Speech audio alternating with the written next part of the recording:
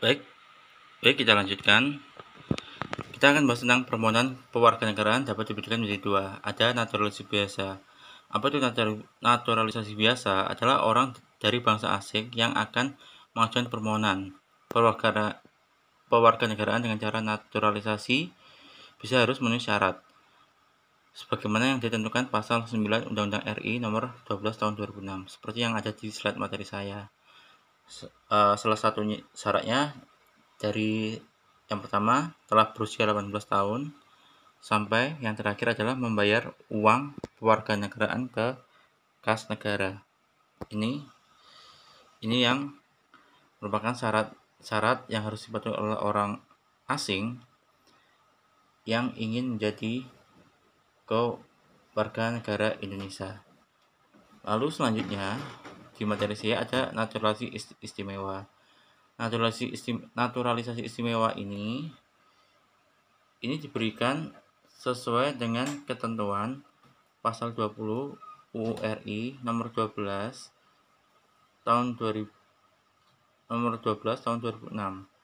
Naturalisasi istimewa ini diberikan kepada orang asing yang telah berjasa kepada negara Republik Indonesia atau dengan alasan kepentingan negara setelah memperoleh pertimbangan DPR Republik Indonesia. Naturalisasi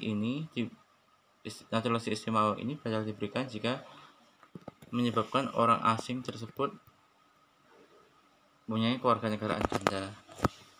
Itu adalah naturalisasi istimewa. Contoh dari naturalisasi istimewa ini semisal Christian Gonzalez. Mengapa bisa menjadi warga Indonesia? Karena Christian Gonzalez ini mempunyai berjasa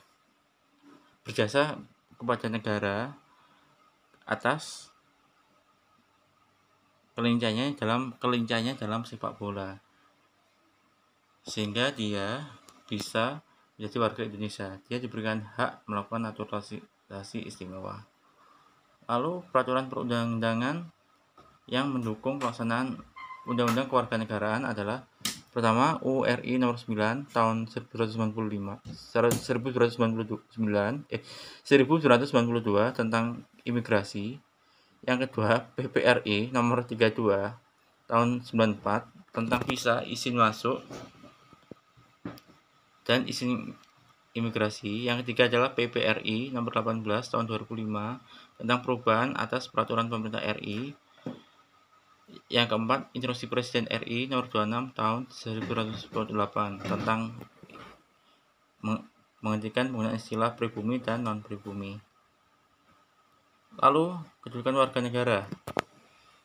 Kedudukan warga negara dan pewarganegaraan Indonesia.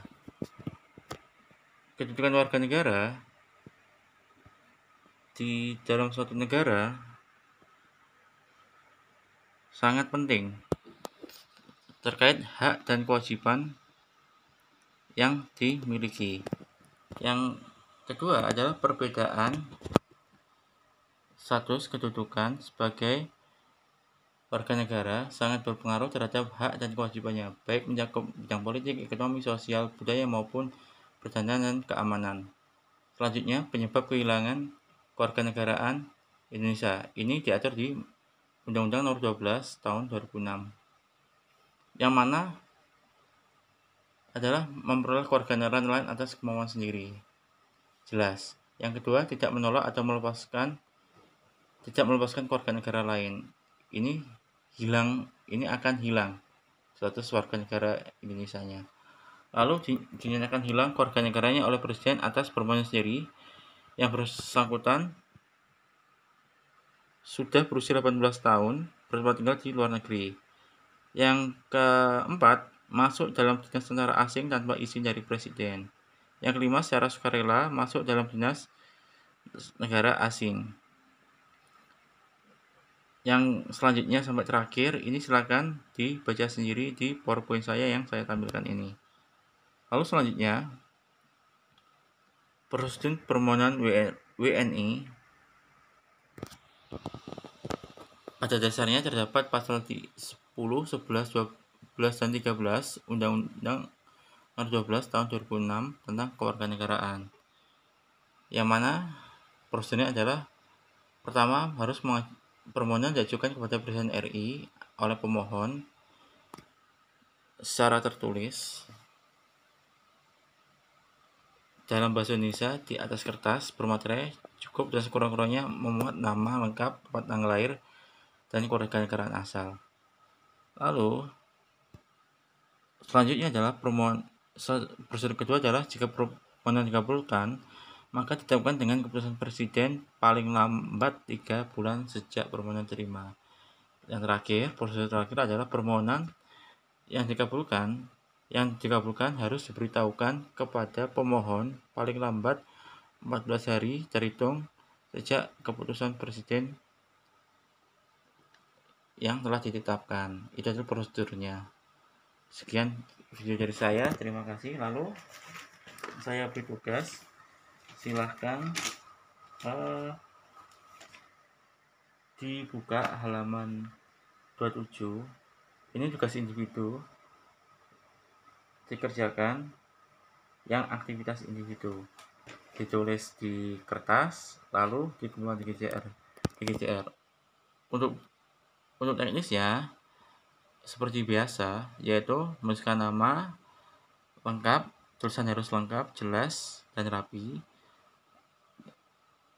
Akun GCR harap menggunakan nama lengkap. Itu secara teknisnya.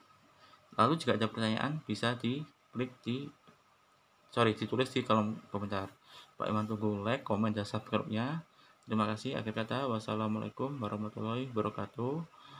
Salam Om Santi Santi Om, Namo Buddhaya, salam kebajikan. Tetap semangat belajar di tengah pandemi COVID-19. Pak Iman berdiri dan merdeka.